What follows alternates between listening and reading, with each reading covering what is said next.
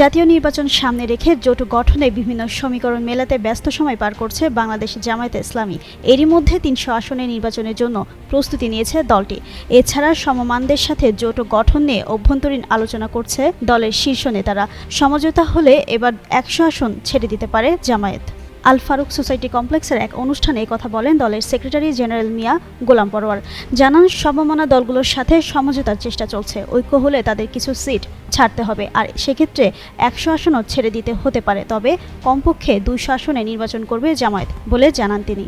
শুধু তাই নয়, যেসব আসনে জামায়াতের জয়ের সম্ভাবনা ক্ষীণ বা যেখানে কখনো নির্বাচন করেনি সেসব আসন ছেড়ে দেওয়া হতে পারে। কেউ যদি নিজের আসনের বদলে অন্য কোথাও বেশি জনপ্রিয় হয় তবে ভোটার তালিকা স্থানান্তর করতে হবে বলেও জানান জামায়াতের এই নেতা।